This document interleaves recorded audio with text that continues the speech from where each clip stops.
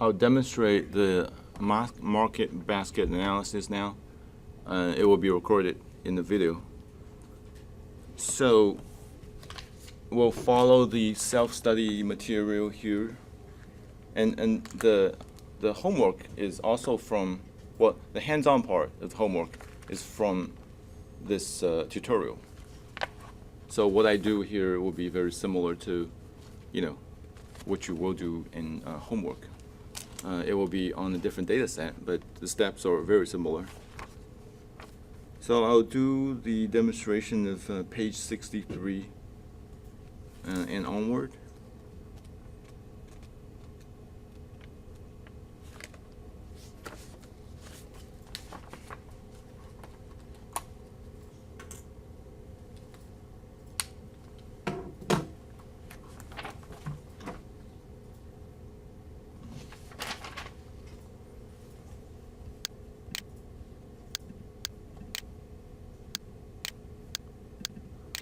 I'm gonna build the thing in the same project, even though it's not related.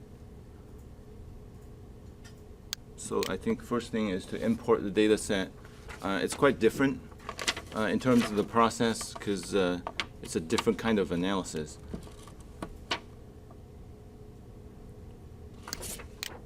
So we'll import the data source, and let's see. You have the bank data set, right? From Blackboard, from this folder, from this week's folder.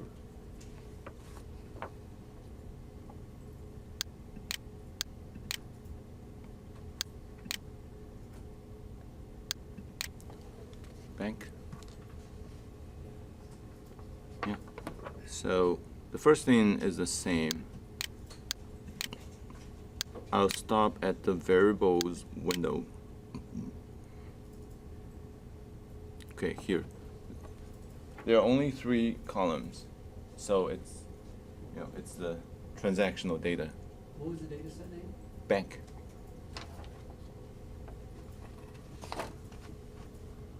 So only 3 columns. So it's very likely it's a transactional data format, and we're not even using one of the columns here. The data set can also be used to conduct sequence analysis, but this is not part of the affinity analysis.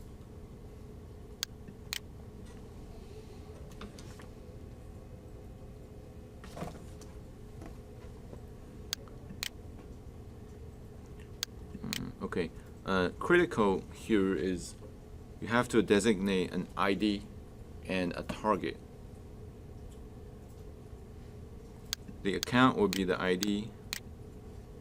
The service type is the services that the bank offers, will be the target. And as the tutorial says, we can leave the visit but later reject it somehow, turn it off. For now, we can leave it.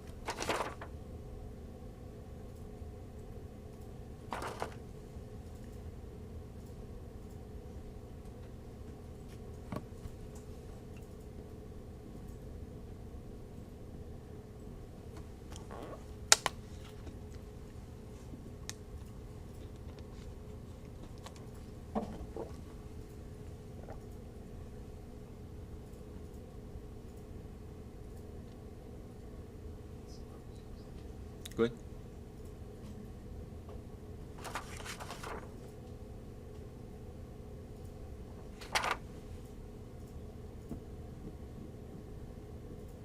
Brett, you got it?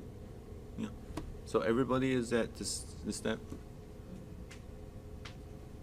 Great. Then you can go to the next. And no decision processing. Yeah. I just got to that page. Sure. So you need to have an ID and you need to have a target. Okay. And next, accept the default until you have the role of the data set. Now this time it's going to be transaction, because it's transactional data format.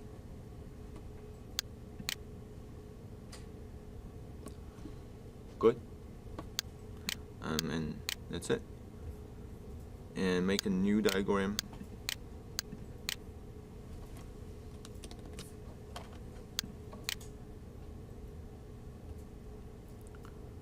Have the data source.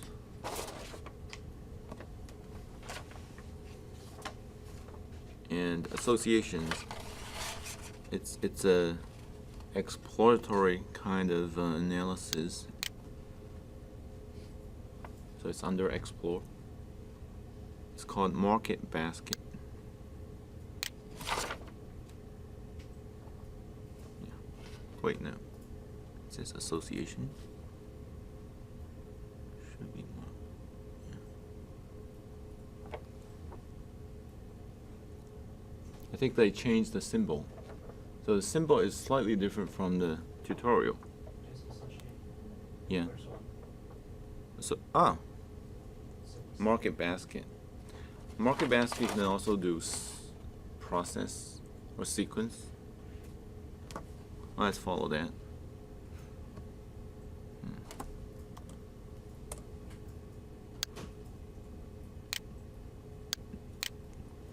Okay.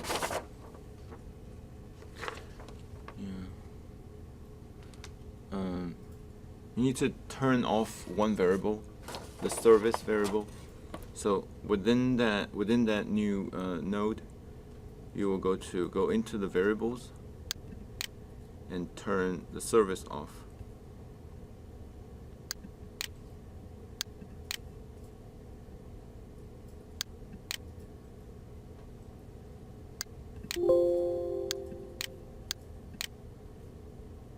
Must use one target. Is that, wait, account service visits? Yeah, no, it's- Yeah, I should turn off visits, not service. I should retain service. I need to turn off visit, but it's not showing here.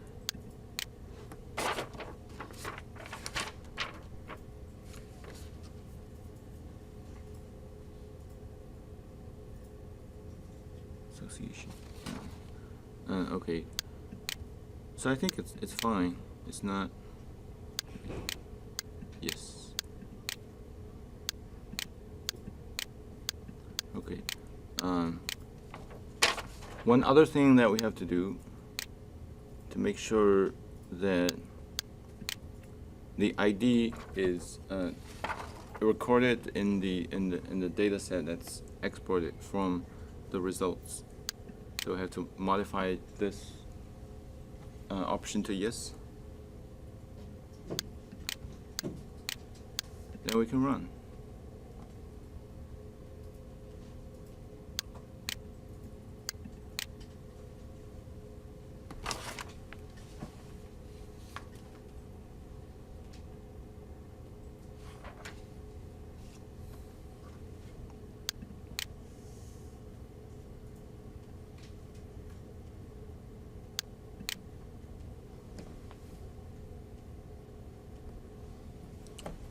Okay.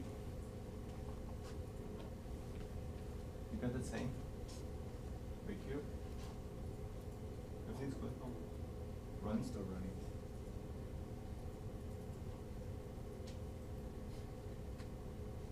So while you wait, a few things going on here. The bottom line that it stays quite well. The x-axis are the rules. There are close to 12 different types of sources. So, different combinations that meet the minimal requirement is filtered. So you have a minimal lift here, maybe close to 1 something, or 1 point something, or maybe 1. That's retained, and it's decreasing. It's in a decreasing order of lift. Lift is something.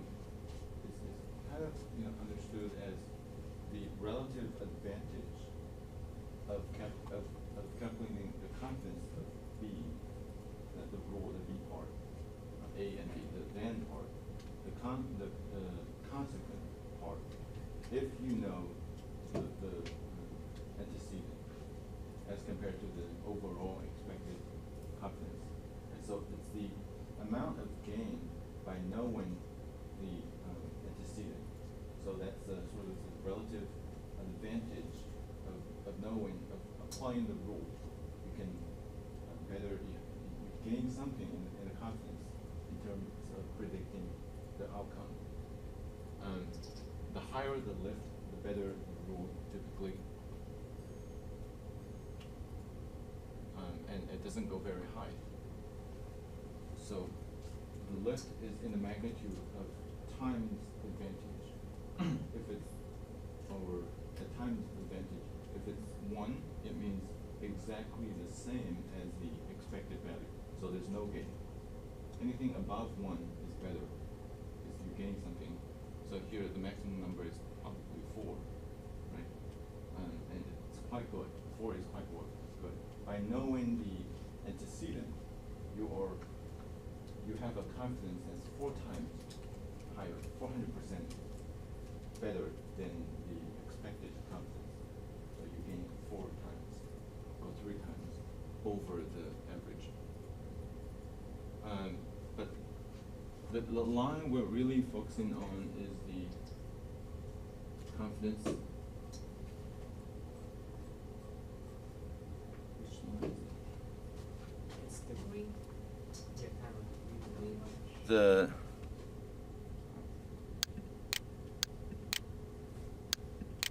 wait.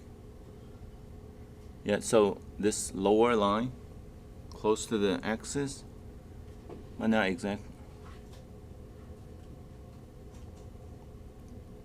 Yeah, so right at this line, right, should be. That line is the support. So here,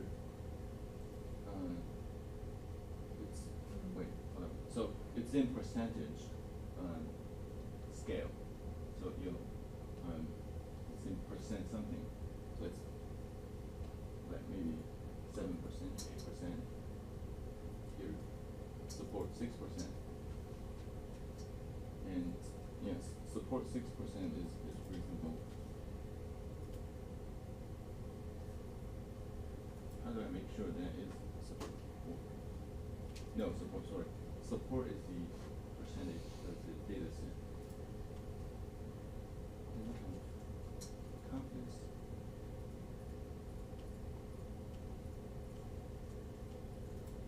So that's left, it's sure. Expected confidence. Can you see the color? The grayish. What's the color? Orangish red. So that one. And support. So that brown is the support. Oh, the brown. So Okay. the green is the green is the confidence. The confidence, yeah. So the confidence of, the maximum confidence here is probably here 25. It's the best you can get.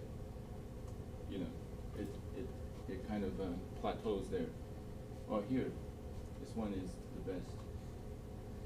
30, 35. That's support. That's, this is support. Oh, sorry. Which one is, so this is confidence? That is expected.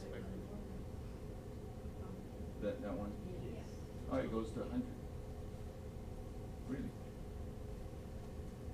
Banking services have fewer services, so that might be possible.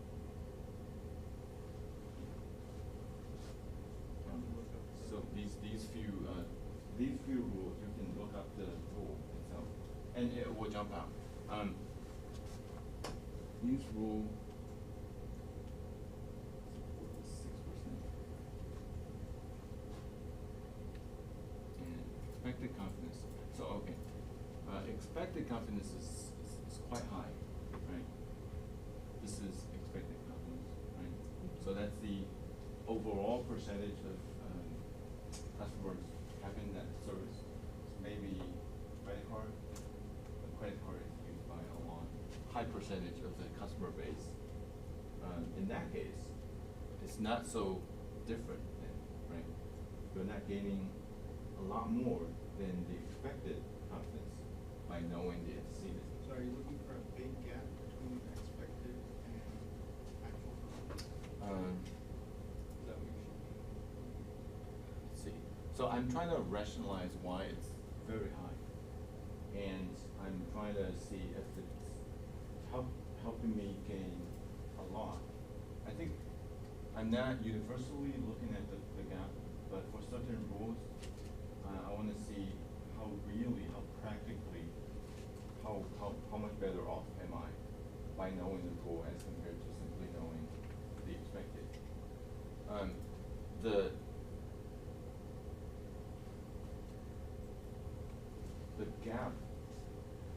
The gap of these 2 points is not something we look first. I only look at that because of these particular rules. Overall, the gap between the expected and the conditional, not conditional, confidence is captured by the lift. So the best rule that has the more gap has higher lift.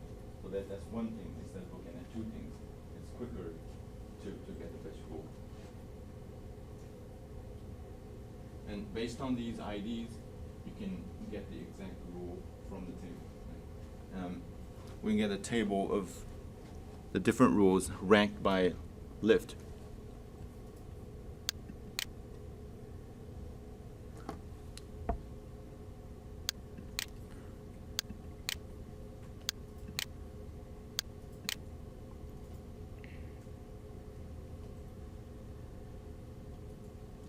Rule description.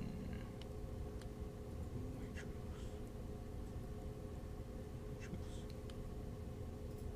Rules table. Right. So this table shows a list of all the rules, and with other statistics that the graph uses. So it's in the descending order of lift. So the first rule here has the highest lift. So what's the rule? It's summarized under the rule. It's if checking account and credit card account, then it's highly likely that the customer has also the checking debit card. It's checking account debit card or debit card. It's almost 100%, I think, confidence. No, 37. Really? Are we reading the lines correctly? Maybe not. I thought I saw the line of 100. Right? That's a different rule, maybe. Yeah. This rule is which one? Let's see. 2. Oh, yeah, that's a different rule. Let's see.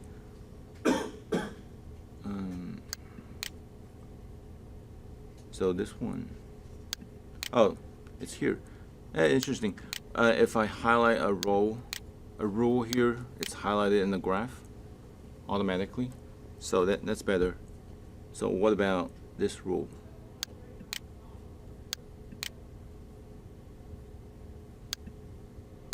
It's here. It has 100% confidence. That means almost sure. It's a sure thing. Then what's the rule? Home equity, line of credit, and credit card. That means checking. And then savings account, home equity, line of credit, and ATM card. Definitely checking. Yeah. Oh, ATM is checking. Huh? The ATM. It's Yeah. For somebody who has the ATM card, it's definitely checking. it definitely has a checking account, right? So that's not helpful, right? And the reason why is that expected confidence is as high as 85%.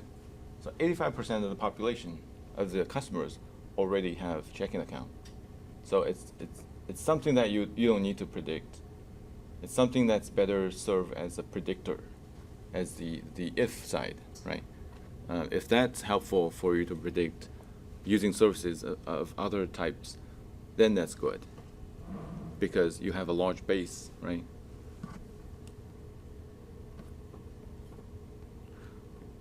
The homework question will ask you to filter, basically handpick, when you rank the roles by certain metric.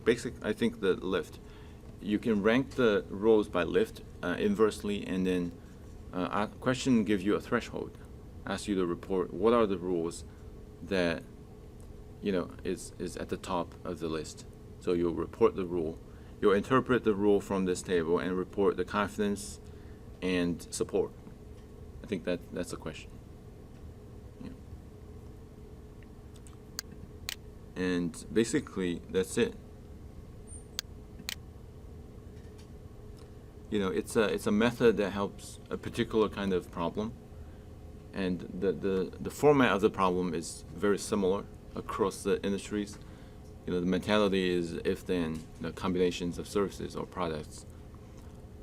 Then, based on the insights learned from the results, it gives the business ideas to recommend services or products, or place the products together. Hopefully, make it easier for them to choose. Increase customer service satisfaction.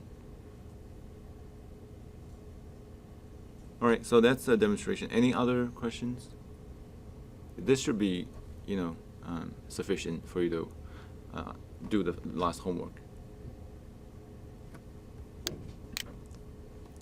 Any other questions? No? So, as I said, I'll talk about the association rules. You choose what to do, as long as you keep it quiet. You can work on group projects. You can go, or you can listen to me. I'll spend maybe 10 minutes, I think, to go through the process. That works? Great. Well, so I'll finish the demonstration.